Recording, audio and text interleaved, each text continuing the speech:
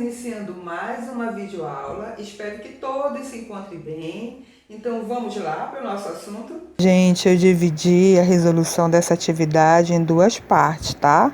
Agora nós vamos para a parte 2. Vamos lá, resolução da atividade da página 14.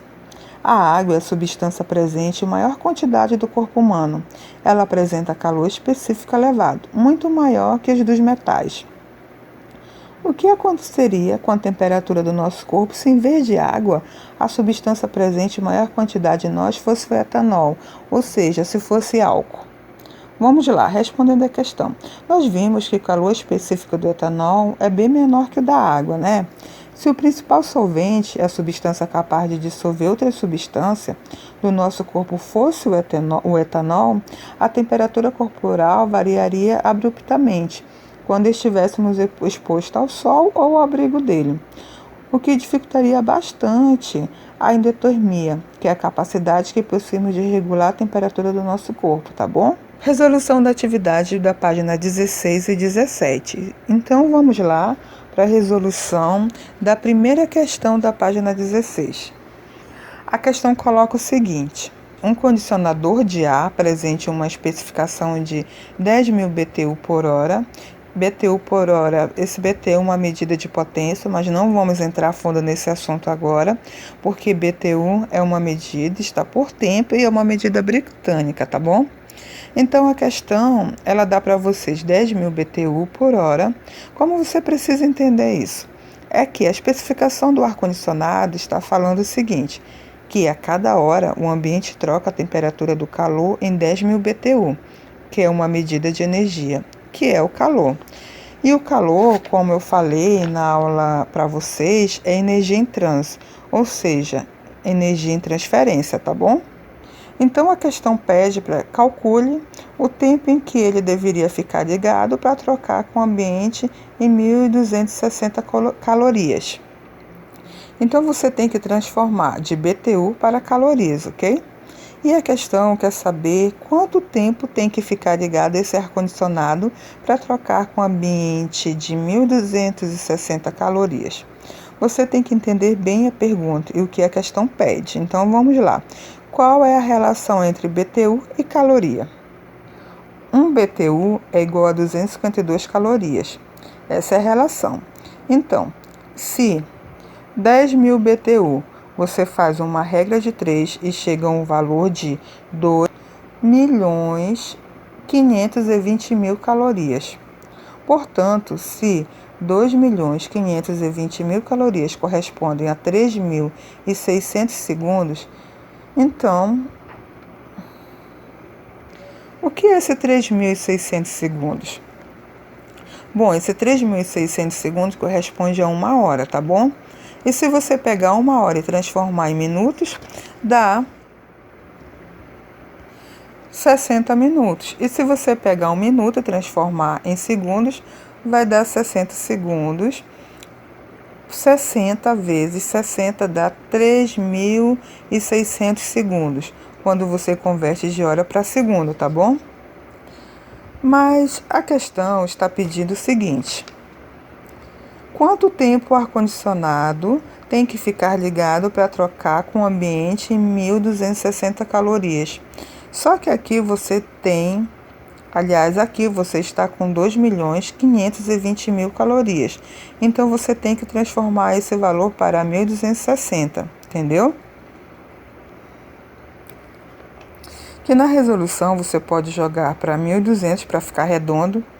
Não tem problema, aceitamos essa resposta. Então, se você fizer a divisão, você coloca o valor de 1.200 calorias, aí você vai perceber que na conta você vai sair de 3.600 segundos para 1,8 segundos, ok? Mas, professora, por que está em segundos se o BTU está em hora? Vamos lá. É porque você está colocando o tempo em sistema internacional, que está em segundo. Então, espero que tenha ficado claro que você transformou 2.520.000 calorias, que correspondem a 3.600 segundos, que equivale a 1 hora.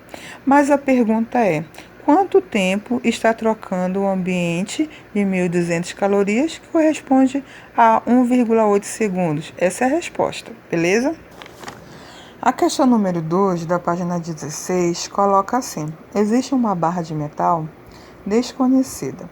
A questão está falando sobre um material, só que esse material tem uma massa de 200 gramas. Ele recebe 4.400 calorias de uma fonte de calor, ou seja, está sendo aquecido. Sabendo-se que a temperatura inicial do bloco é de 30 graus Celsius e a temperatura final é de 80 graus Celsius, a questão pergunta qual é o calor específico do metal. Bom, eu aconselho que sempre nessas questões você anote os dados. Porque você tem que organizar as ideias para que a resolução não fique uma confusão, para que você entenda o que está fazendo. Então, por exemplo, a quantidade de energia que ele está recebendo, que é o Qzão, o Q grande, é 4.400 calorias. A massa, que é o M, é 200 gramas. A variação de temperatura, que é o ΔT, eu expliquei sobre isso no assunto. Aí você pega o final menos o inicial, que é 80 menos 30. É igual a 50 graus Celsius. Então, 50 graus Celsius é a variação de temperatura, que é esse ΔTzinho aí, tá? ΔT, que significa variação de temperatura. E a questão quer saber o calor específico, e você coloca o ponto de interrogação, tá? É essa a resposta que você precisa descobrir. Então, qual é a fórmula? Q igual a M vezes Czinho vezes a variação de temperatura. Essa é a fórmula. Agora, nós vamos pegar os valores e substituir na fórmula. Onde tem o Qzão, você coloca 4.400 igual a M, que é a massa, e você coloca 200 vezes o C, o Czinho, tá? O C é o que você quer saber. Aí, vezes a variação de temperatura, que é o 50, ok? Não confunda, é comum o aluno errar a questão colocando só inicial e final. Aqui a questão está perguntando a variação, que é 50, ok? Ou seja, ficou 4.400 é igual a 200 vezes C vezes 50. Então, como você faz o cálculo aqui? Vamos lá. Você multiplica 200 por 50 e vai dar 10.000. Aí vai ficar 4.400 igual a 10.000 vezes C. Aí, não está multiplicando esse 10.000? Pois é. Aí você joga para o outro lado, dividindo. Aí vai ficar 4.400 dividido por 10.000 igual a C. Você isolou C. Então, você faz essa divisão e, portanto, C fica igual a 0,44 cal de calorias. Por essa barra é por grama em graus Celsius, tá? Sempre que você falar por, significa que você está dividindo. Por isso é que fica caloria por, e quando está multiplicando você não fala por, você só fala grama Celsius, que está simbolizando que está multiplicando, tá bom? Repetindo a resposta. Calor específico é igual a 0,44 calorias por grama graus Celsius. Bom, então vamos lá. A terceira questão, ainda da página 17, é a seguinte. Após o agrupamento do Corpo de Bombeiros de uma cidade acabar com o incêndio de um prédio de 4 andares, a perícia elaborou um laudo que apurava as causas do incêndio e que também determinava a completa demolição dele. O prédio, apesar de bem construído, com vigas de ferro e concreto em sua estrutura, tinha muitas rachaduras nas colunas de sustentação. Era exatamente nessas colunas que as armações com as vigas de ferro se encontravam e que ficavam expostas a temperaturas muito altas. Com base nas informações, como você justificaria fisicamente a demolição do prédio? Vamos lá.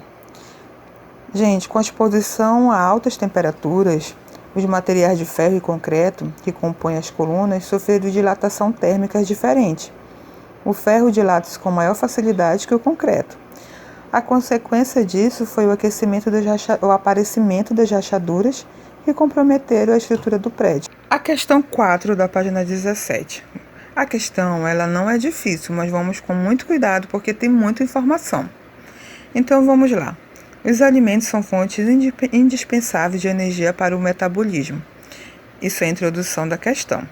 Os produtos trazem informações sobre o valor energético, considerando a tabela a seguir. Você vai olhar a tabela, você tem que consultar a tabela e entender. Aí continuar, calcule em joules, ou seja, aqui já pede que você tem que calcular a quantidade de energia em joules.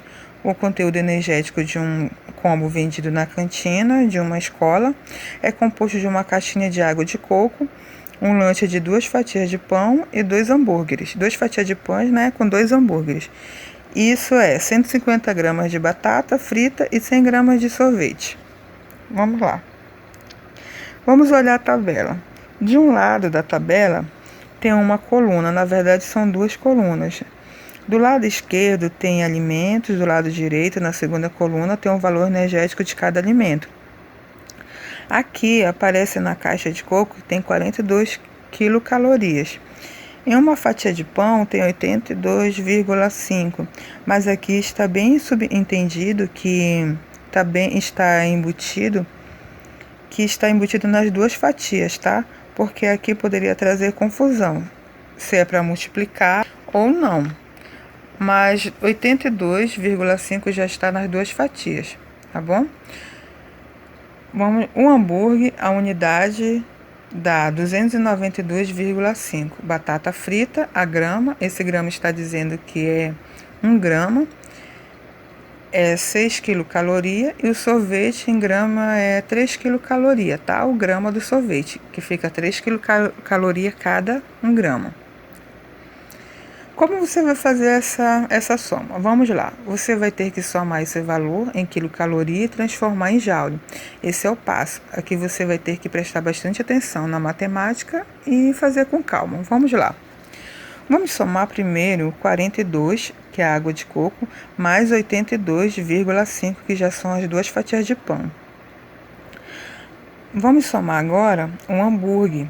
Ele coloca a unidade como 292,5. Contudo, são 2 hambúrgueres, ou seja, você já pega esse valor e multiplica por 2. Então, fica 292,5 vezes 2. Mas, agora vamos somar a batata frita, que fala que em grama é 6 quilogramas. 6 quilocalorias, aliás. Mas na questão, quantas gramas são? São 150 gramas de batata frita. Olha lá na penúltima linha. Tem 150 gramas. Se 1 grama é 6, quanto é 150? Você multiplica 150 vezes 6, tá? Aí esse resultado que você vai usar na soma. Continuando no sorvete. Ele falou que 1 grama de sorvete é 3, mas na questão dá a informação que o aluno consome 100 gramas de sorvete, né? Tá lá na questão. 1 grama é 3. Quanto é 100 gramas de sorvete, então? É só multiplicar por 100, que dá 300, tá bom? Bom, então você vai somar 42 mais 82,5, mais 2 vezes 292,5, mais 6 vezes 150 e mais o 3 vezes 100, que de cabeça você já sabe que é 300. O total dessa conta dá 1.909,5 quilocalorias. Mas aí, acabou a questão? Não acabou, porque a questão está pedindo o valor energético em joules e ainda está em quilocalorias. Vamos lá. Na soma, dá 1.909,5 quilocalorias. Vamos atentar que esse K aqui é de quilômetro, aquele km, e esse K vale 1.000. E temos que transformar para caloria. Então, esse K é igual a 1.000, ou seja, como se você fosse multiplicar ele por 1.000. Esse 1.909,5 quilocalorias vai virar 1.909.500 calorias, que é o cal, né? Então, espero que você tenha entendido o que foi feito aqui. estava em quilocaloria e transformamos em caloria em cal. A segunda etapa, a gente tem que transformar esse valor que está em caloria para joule. E qual a relação entre caloria e joule? Olha só, é que um cal, uma caloria, vale 4,18 joule, ok? Então, tem que fazer uma regra de 3. Você coloca de um lado tudo que é caloria e de outro lado tudo que é joule. Você coloca um traço, aí fica 4,18 joule. Aí embaixo você coloca quanto é que vale, embaixo de caloria, 1.909.500 calorias. E o traço embaixo do joule, o X. O X é o que você quer descobrir na questão. E é o termo desconhecido. Aí você multiplica 1 vezes x e já fica do outro lado da igualdade, só x mesmo, porque o x já está isolado. 1 vezes x é x e do outro lado você multiplica 1.909.500 vezes 4,18. Essa conta vai ficar assim, ó. X é igual a 7.981.710 joules. Se você quiser transformar, você pode colocar em quilojoule, que é o caminho invertido. Se estava em quilocaloria e você vai para caloria e lá multiplicou, aqui no caso você vai dividir por 1.000. Por esse 1.000 que está a mais, você está transformando em K. Ou seja, se você optar por joule, vai ficar 7.981.710 joules.